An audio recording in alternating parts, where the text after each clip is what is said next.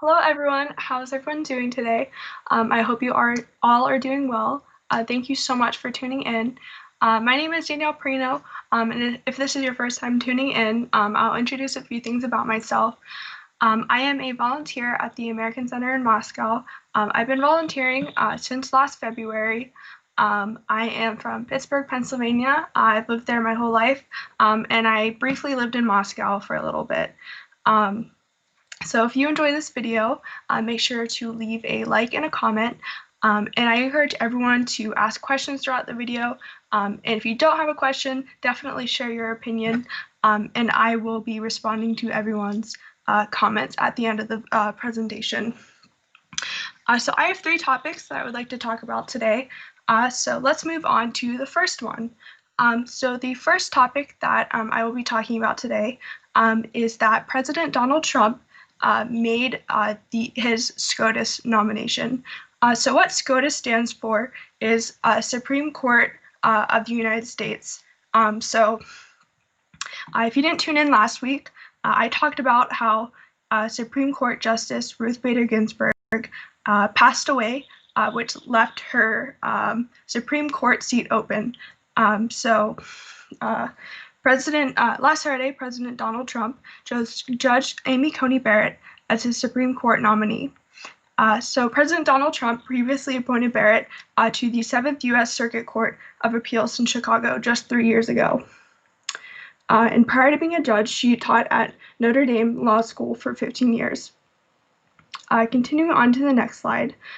So Judge Barrett herself praised former deceased SCOTUS Ruth Bader Ginsburg and promised to be mindful of who came before me. So Ruth Bader Ginsburg was known for being a women's rights advocate, and she also did a lot of work for gender equality. So Barrett has been a federal judge for 3 years, proving to be a strictly conservative jurist, which is the opposite of Ruth Bader Ginsburg. She was a pretty liberal jurist during her time in the Supreme Court, and she is also known to be a devout Catholic. And this is kind of important because a lot of people believe that her strong religion may influence some of her decisions in the courtroom. So if confirmed, the court will then hold a conservative majority. So continuing on to the next slide, this caused some controversy when he made this decision because Barrett's strict conservative views are seen as controversial to some people, and many fear that there will be changes to the future of abortion rights, healthcare, religion, and more. So Judge Barrett is publicly known for her opposition to abortion rights, and she is also opposed to the Affordable Health Care Act, which was enacted by the previous president, Barack Obama. So this Health Care Act provides health insurance for many Americans. So a lot of people fear that they may lose their health insurance if she becomes the Supreme Court justice. So if chosen, she would be the youngest person on the Supreme Court and would impact courts for decades to come. So this is also important because she is 48 years old and will most likely serve for the remainder of her life. Continuing on to the next slide. President Trump has made it clear that he wants his nominee approved before Election Day. So this kind of ignited a battle between the Democrats and the Republicans because the Democrats believe that a Supreme Court seat should not be filled in an election year, and they insist that whoever wins the upcoming election should get to pick the next justice. So how this works is the Senate is going to have a vote to decide whether or not the nominee will be chosen during this term or the next term. And also during Barack Obama's presidency, Republicans voted and prevented him from making a nomination during the election year.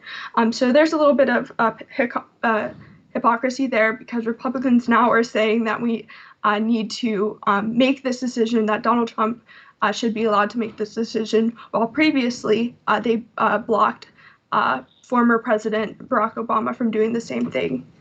So in the next slide here, we watch a little video just talking about Judge Barrett and her life. As she built the legal career that led to her Supreme Court nomination, Amy Coney Barrett also built a family. The president has asked me to become the 9th justice. And as it happens, I'm used to being in a group of 9, my family. And Coney Barrett could soon be the first mom on the court with young kids. She and her husband, Jesse, a lawyer himself, are raising 7 children, ages 19 to 8, in what friends say is a team effort. Jesse and I have a life full of relationships, not only with our children, but with siblings, friends, and fearless babysitters, one of whom is with us today. They live in South Bend, Indiana, near Notre Dame, where Coney Barrett teaches. Neighbors say the Barrett's house is a gathering place. I was joking with one of her children today. I said, so you met the president today, and now you're playing, war in the backyard. What a life, huh? Neighbors Rick and Nicole Garnett have known Coney Barrett for 23 years. Rick says family has always been her priority. Do you think that will change if she is confirmed to the Supreme Court? No, the particulars and the logistics will change. The schedules will change, but the basic orientation that Amy and Jesse Barrett have made to their family, to each other, to their team, to their partnership, that won't change. It's a very full life, but a very wonderful one. What greater thing can you do than raise children? That's where you have your greatest impact on the world. 2 of Coney Barrett's children are adopted from Haiti. Her youngest, Benjamin, has Down syndrome. The first word that comes to mind is, of course, proud, but it's... Friend Kristen White, also a mom to 7 children, says Coney Barrett somehow always finds time for the little things. I feel like I'm such a close friend because she answers my texts every day, but I think there's probably about 100 other people in town that feel that same thing because that's just who she is. A friend, a neighbor, a mom who could soon serve on the highest court in the land. For today, Ann Thompson, NBC News. Judge Coney Barrett's Senate confirmation hearing is already set. It's scheduled to start just 2 weeks from today. No Supreme Court justice in history has ever been confirmed this close to a presidential election.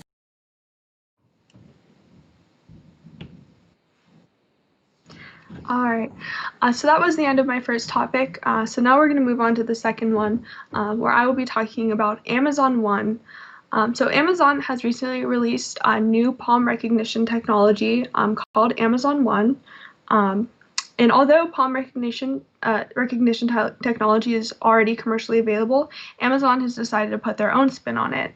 And how this product works is it scans the vein patterns in the palm of your hand, and from there you are able to, for example, make a payment, or they even advertise this product as a way to identify yourself to enter a building, such as maybe you're working somewhere and you need to, scan your ID to get in.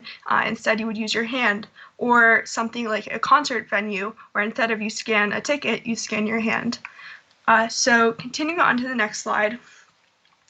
Due to the fact that everyone's vein patterns are unique, it would be incredibly difficult for forgery. So it is very unlikely that two people's hand patterns would be the same. So no one would be able to scan their hand and try to steal your identity that way. And in addition to that, your vein pattern stays the same for the rest of your life. So you could consistently use this form of identification, and it won't change with something like your age. And also, palm-based identification adds more privacy than alternative ways of identification scanning, such as like facial recognition, as palms are unidentifiable and require an intentional gesture to scan over the device. Continuing on to the next slide. So to use this device, you don't actually need an Amazon account. All a user needs is their phone number and a credit card. And they're also conveniently able to delete their data from the database if they feel that they will no longer need to use this service. People interested in trying out this technology may do so at 2 Amazon Go shops locations in Seattle. An Amazon Go shop, this is Amazon's very own supermarket. And what makes these supermarkets special is that they don't have their own checkout. There's no checkout line. Basically, I'm not sure the fine details, but from what I know, you're just able to enter the store using your account, and you just take what you need and you can leave, and somehow they're able to charge your account that way. So in the next slide here, we will watch a trailer talking about this new product. This is Zoe. Just like you, she uses lots of different cards and IDs to get through her day. What if all Zoe needed was herself? Introducing Amazon One, a free service that lets you use your palm to quickly pay for things, gain access, earn rewards, and more. Let's say you're grabbing your favorite coffee beverage, or heading into the office, or checking out. Just hover your palm and you're on your way. It's as easy as that. Sign up is free and takes less than a minute. All you need is a credit card, your phone number, and your palm. That's it. Since your palm is unique and can't be lost or misplaced, you can get things done quickly and securely.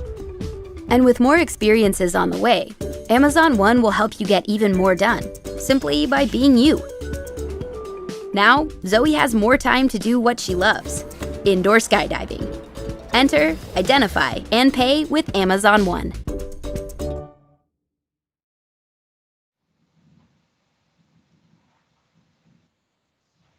All right, so now we're going to move on to the final topic, which is the first presidential debate, which happened last night. And unfortunately, I was not able to tune into the debate last night. I was not feeling well. So I will just be going over the format of the debate and the topics that they were talking about. So last night was the first of 3 presidential debates between President Donald Trump and Democratic opponent Joe Biden. And this debate took place at Case Western University in Cleveland, Ohio. And the host of the debate was the Commission on Presidential Debates, which is a nonpartisan nonprofit organization. Moving on to the next slide. The topics of debate were set to include the Supreme Court, COVID-19, racial violence, the economy, the integrity of the election, and both Trump and Biden's records. The next 2 debates will be held on October 15th and the 22nd. And as of today, September 30th, there are 34 days left until the election. Moving on to the next slide, the debate was formatted so that neither candidate will have opening statements. President Donald Trump will receive the first question by the moderator, and each segment will last 15 minutes. And each candidate will have 2 minutes to respond after the moderator opens the new segment with a question. I'm not sure if this will be the format for all of the debates, but this was just the format from last night. So moving on to the next slide, that was my final topic. Like I said, unfortunately, I did not tune in, but I will be watching it today to see the highlights of what happened. So did anyone else get a chance to tune in? Leave a yes or a no, or maybe you just saw some highlights somewhere. So now I will be doing the discussion portion. So my first question for you guys is that, do you agree that it would be hypocritical to allow President Donald Trump to fill the Supreme Court justice seat in election year? So if you guys just want to leave, a yes or a no, you don't have to necessarily give me your full opinion, unless you want to. That would be great. I just would like to know what you guys think about that. And I will go through and respond to your comments in the meantime. So let's see. So here we have a few comments. I guess you can phrase judicial activism as fighting for women's rights. Democrats changed Senate procedure to do so, and Mitch said something like, "You'll regret this sooner than later." And this is exactly what had happened. And it wouldn't happen if Democrats wouldn't change confirmation to a simple majority. I think in this specific case, there's a lot of pressure of the media because of Ruth Bader Ginsburg and just who she was as a person. And there's just a lot of pressure on the president, whether it be this president now or this president in the next term, to choose a Supreme Court justice that would, how do I want to say this, would continue the legacy, I guess, that Ruth Bader Ginsburg left. And here's another comment. Oh wow, this palm recognition technology sounds scary. Something from science fiction movies that don't end well. Yes, I agree. I think it's definitely interesting how technology is like improving now. I never would have thought that palm recognition would be something that we necessarily would need, especially, in a shopping environment. When I go to the grocery store, I don't want to scan my hand. Like, it seems fine enough to use a credit card or money. And I think that we're moving in the future to more of a contactless way of, handling cash and stuff like that. And here's a question. What about people with disabilities who may not have hands? That's a very good question. I guess this kind of technology would not be available to them.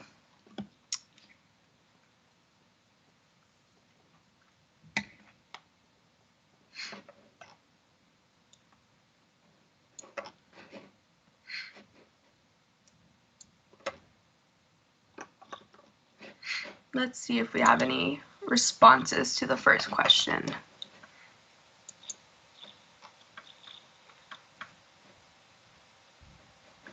Basically, all arguments against are hypocritical. I guess Catholic beliefs would lead to activism and liberals wouldn't. Yeah, I think there's a lot of hypocrisy about it. There will always be different sides to any form of politics, and I don't think there will ever be a perfect scenario where everyone will agree with the decision that the president or the Supreme Court would make.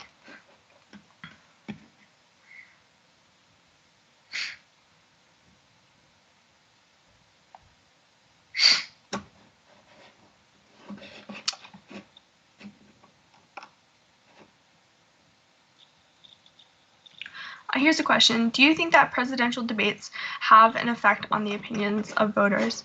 I 100% do. I think that is true, because it gives a chance to see not only how the candidates believe themselves, but how they interact with each other. And I think that it definitely shows a different side to them that you wouldn't normally see when they're rallying by themselves and like giving a speech by themselves, because it puts them side to side and you see the best and the worst parts of them.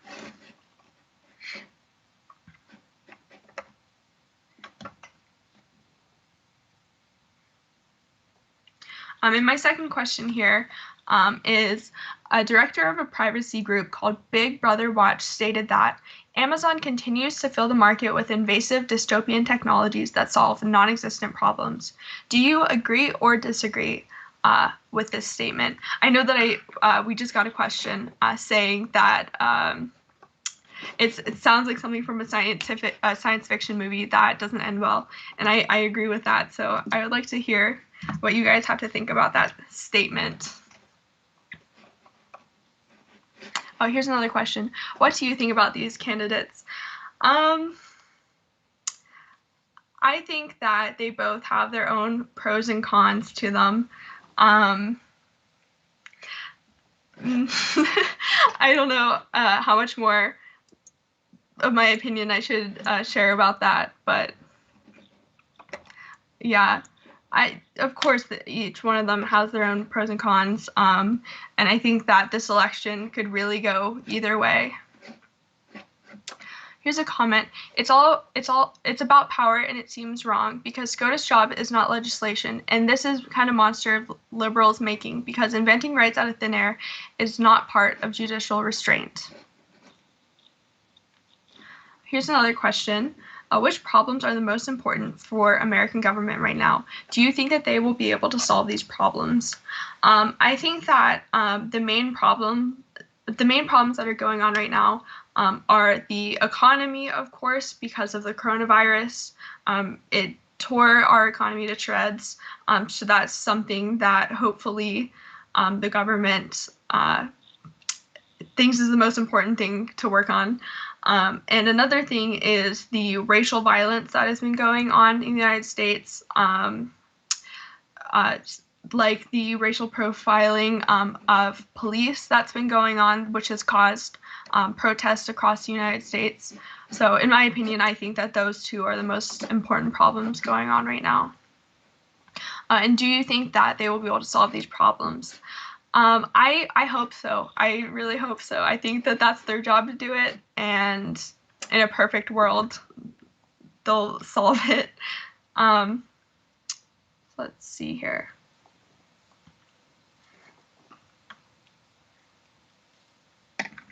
I don't know if we got any responses to the second question yet.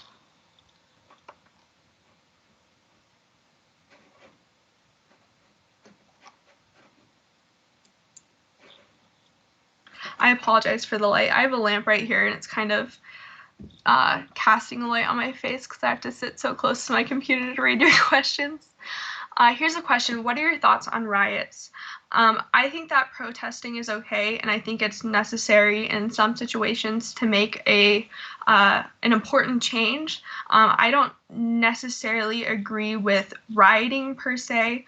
And when I say rioting, I mean destroying things, possibly hurting people. I think that peaceful but firm is the best way to go. Here's an answer to the second question. To my mind, all innovations when they were discovered sounded very strange, but in spite of that, we should try because it is very exciting to do it. That is a very good point. I'm sure if we went in a time machine and took an iPhone to someone in the early 1900s, they would think that we were crazy. But yeah, I guess that's just how it is. Like, who knows what they're going to come up with in the future.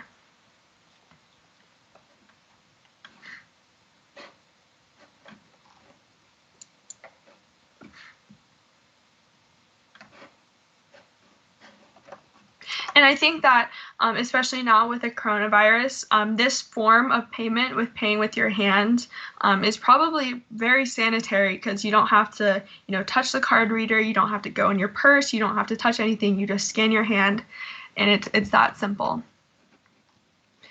Here's a comment. Palm recognition seems normal for security checks, but for payments, it seems scary. Yes, that's true. I think that for security checks, especially if you're entering a building that is very private, I think that palm recognition is the best way to go because you really can't fake that, especially with facial recognition. Like that isn't very private, first of all. And also, anyone can kind of fake that. I know, like with the iPhone, they have the face recognition to open up your phone, but anyone could just take your phone and hold it in front of your face and it would unlock. So I think that using the palm is a very secure way of identifying yourself. Here's an answer. I feel that the need for such technology on the part of consumers is mostly exaggerated. However, if they did it to lessen the load on people working on deliveries, it may be a good idea. Yes, that's a good point.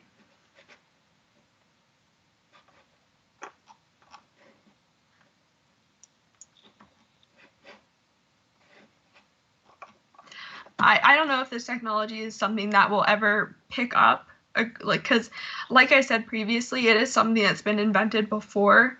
And if, grocery stores, retail stores haven't picked up this incredible new technology to pay before, I don't know why they would now just because Amazon put it out.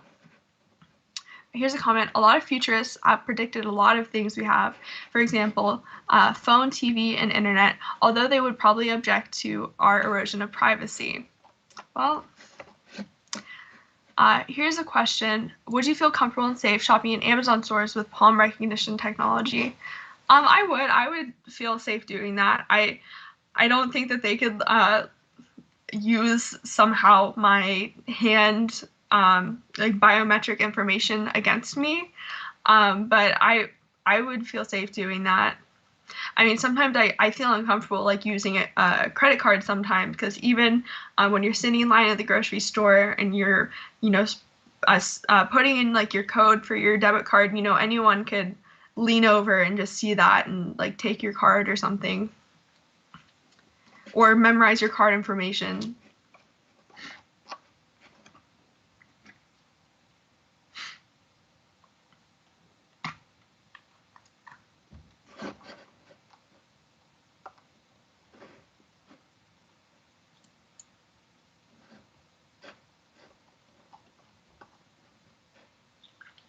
So my final discussion question is, will you be watching the next U.S. presidential debates?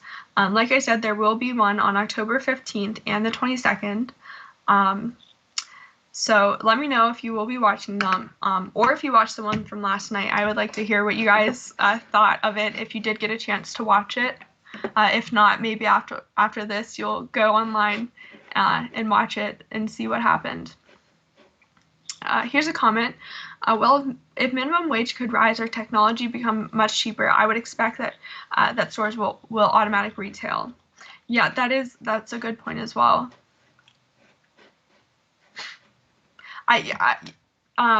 That's actually a really good point, because something like this sounds expensive, especially to have it at every cash register at a store. Like, that seems like something that only a well-off business would want to invest in. Like, maybe something like a big supermarket like Walmart or something, they would take that. But I don't know if other stores would be willing to spend that kind of money to invest in that sort of technology. Here's a comment. I heard various opinions about a poor organizational culture of Amazon. However, the corporate provides very convenient services for good or bad. Yeah, that is very true. A lot of people have been saying to boycott Amazon for their poor ethics, the way that they treat their workers, the way that they obtain these products from poor countries and stuff like that. Here's another question.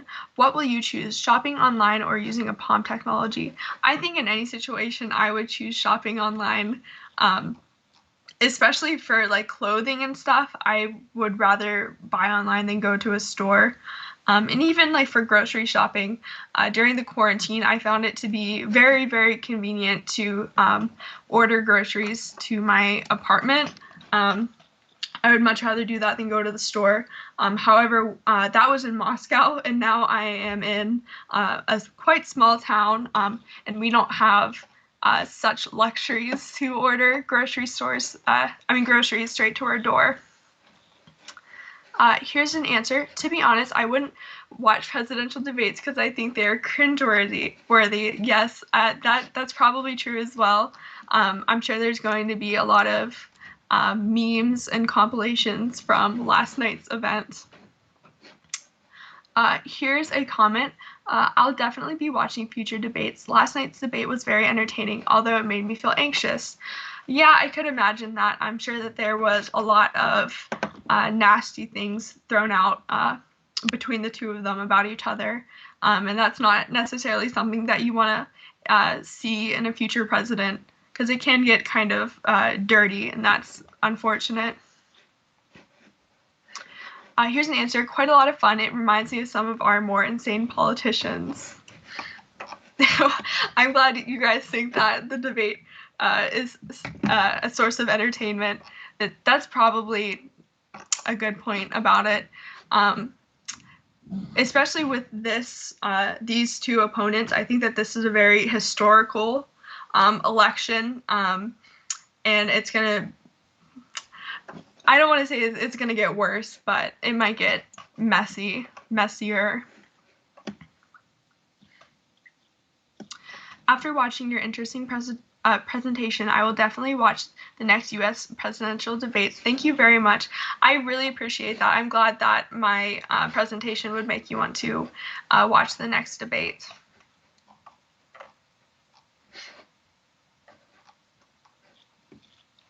Here's a comment. Trump is basically stand-up comedian. Oh, that's a good one.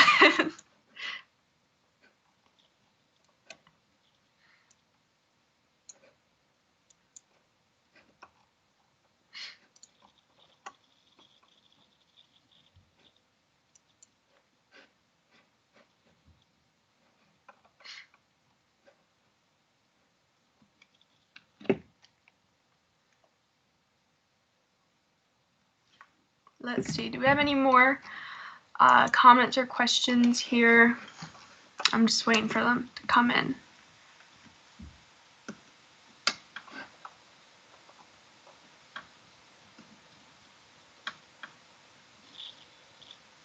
Here's a question. Speaking about presidential candidates, what's the deal with Trump's tax evasion?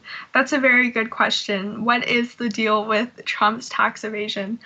I did read an article saying that he managed to pay only $750 in taxes, which is awful, especially because he's a wealthy man. That is not right.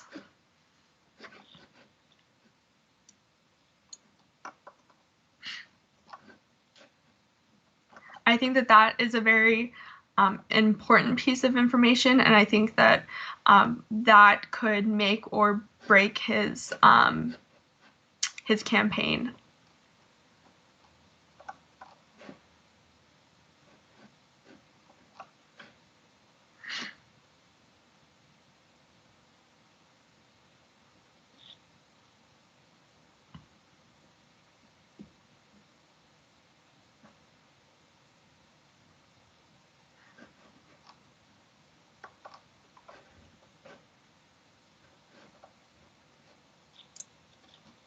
Here's a comment. He kind of didn't evade any taxes because he paid them in advance. NYT said so. In the same article, they claimed evasion, which is quite funny. Yeah, I don't know like too much about the details of that. I do know the news has been flooded with articles saying that he evaded his taxes. And of course, a lot of news channels are biased and they like to push their agenda. So I'm sure that there's two sides to every story.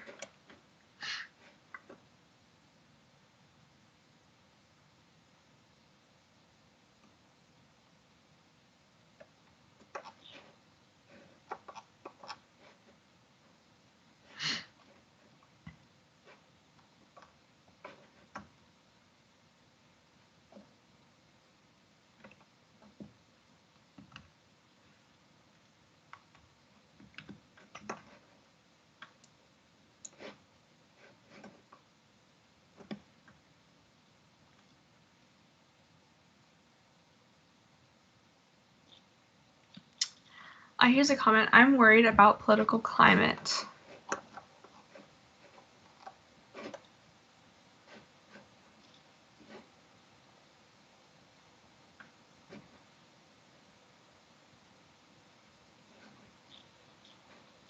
I've heard a lot of people talking about civil war. What are your thoughts? Yes, I've heard a lot of people talking about that as well. I think that there is a strong divide in the United States right now. And I think that especially with the way the media is portraying things, it's making the divide even worse. So that is scary. That is definitely something that I think is looming over a lot of people's heads. I hope that that will not be the case. But unfortunately, with the current situation, people are not getting along with each other very well. Here's a question. Is vote by mail still a controversial issue, or has it already been settled?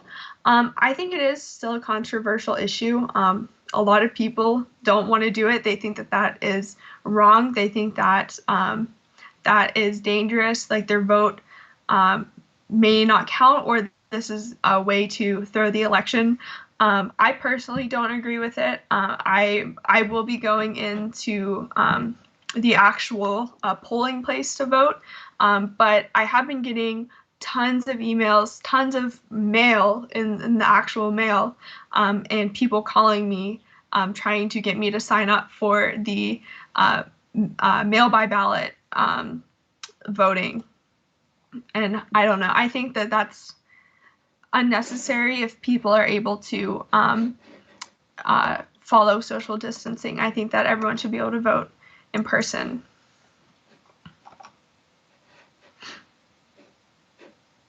I know in my state, I think you have the options to, you can choose to send in your ballot by mail, or you can go in to actually vote. That's up to you. No one is being forced to do one or the other.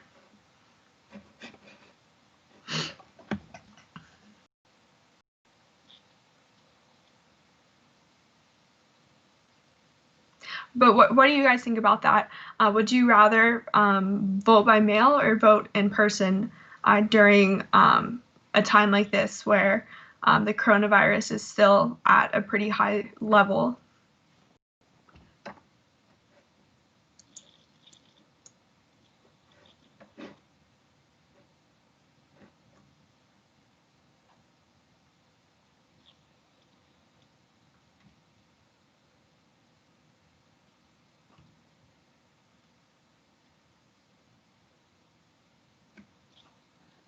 Here's a comment.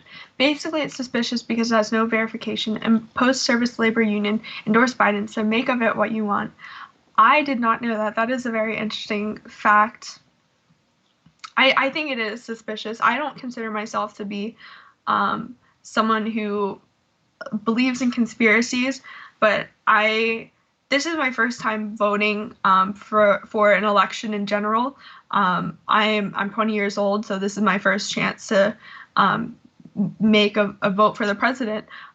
So I would like to do it in person. I think that there's just too many risks involved with sending it in by mail.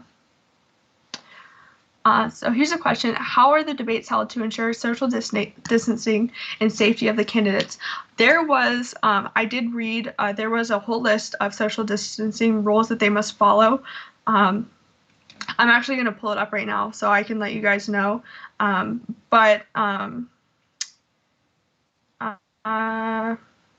So I do know that they were not required to wear masks. Neither one of them were, neither Donald Trump or Joe Biden were made to wear masks, nor was the moderator. There were only 60 to 80 people in attendance. Let me see.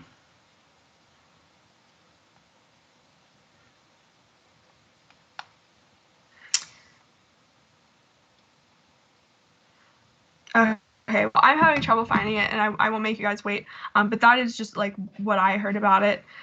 So it's kind of unfortunate that they weren't wearing masks, but I guess it's for the sake of having to, record this event and have it on TV.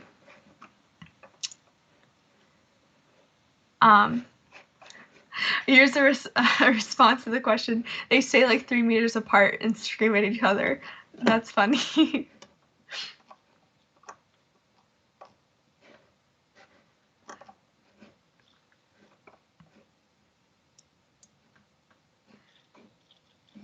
Here's a question. Just curious, are there any ethical codes or obligatory rules that candidates must follow during the U.S. Presidential debates? I honestly do not know of the ethics codes of this event. I know that there was some perhaps not nice things said last night, but I think that's the moderator's job to, be the referee in this situation. Congrats for the first time voting. Thank you. I'm excited. Yeah, that's always an exciting thing. I just recently registered to vote, so I'm looking forward to going to the polls in November.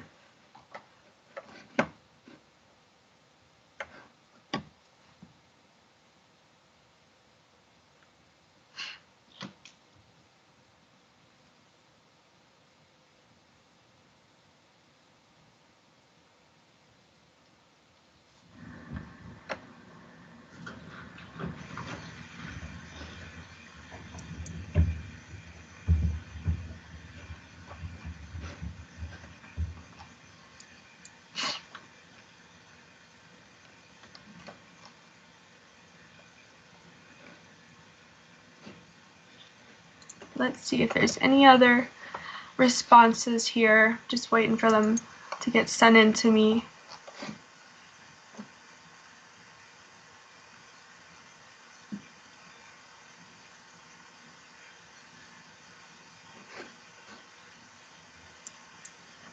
I apologize for the noise if you can hear it. It sounds like someone's running water upstairs. Your voting age is 20. I thought it's 18, or it's state to state. The voting age is 18, but this this is the only like presidential like election I voted for, because the last one was when I was 16, so I wasn't able to vote then. But now that I am of age, I'll be able to vote now.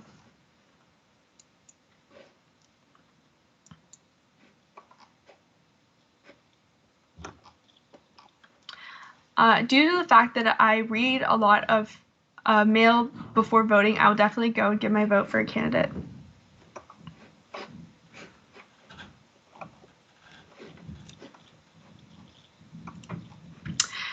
Here's a question. Can Biden skip the next debates? I mean, legally.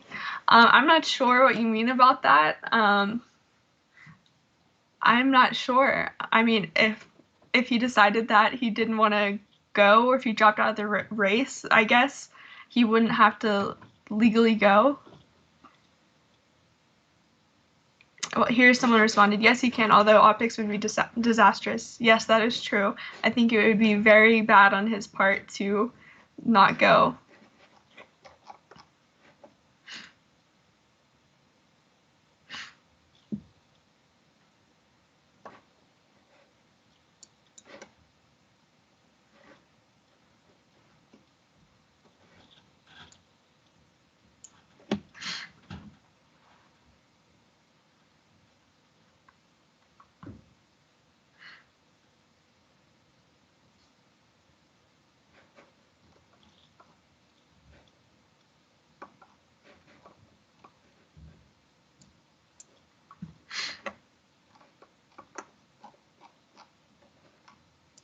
How do you guys feel about this election? Are you leaning, whose side are you leaning on the most? I would like to hear your opinions on that as well.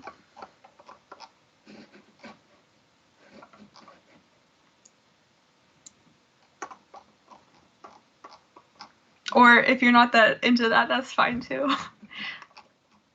I understand, but politics are tough enough in your own country. I wouldn't want to focus on another one, like, especially in my case, like, there's so much going on here. I don't focus on what's happening on the outside world.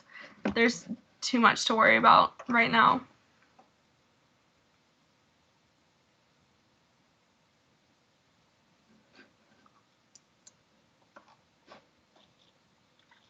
Going back to Amazon, I thought buying less and zero waste are a trend in consumer behavior now, but it looks like this technology is not going to help it.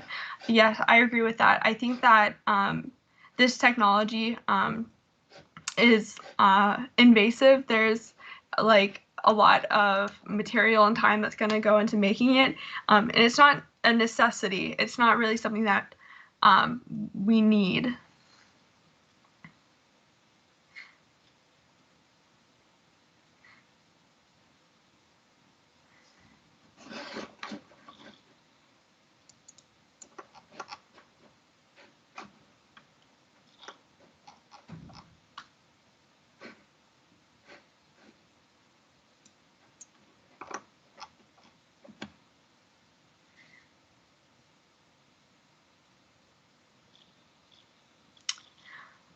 Here's a question. I read an article saying that debates were in institutional fixtures of the election. What could they mean by that then? I'm not exactly sure what they meant by that. An institutional fixture of the election. I'm not sure if anyone else has any thoughts about that, of what that could mean. Definitely leave a comment, because I'm not sure.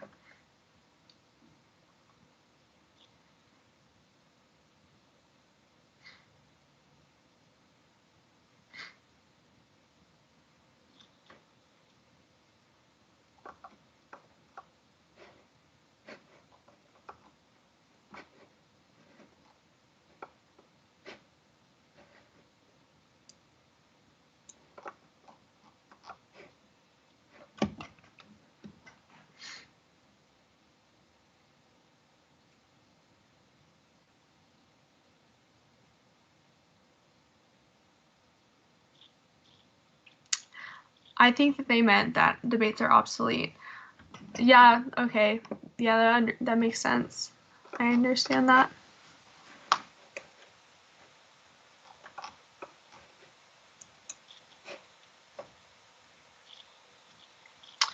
Thank you, Danielle. It was a very interesting discussion. Well, thank you guys for tuning in. I really appreciate that. All right. So I think that was our last question. I just wanted to thank everyone for tuning in. I'm not sure if there will be a Last Week in America next week, but I will not be the host. So I appreciate everyone and your responses and your comments. So thank you all so much. Make sure to follow us on social media so that we can learn, connect, and produce together. Bye, guys.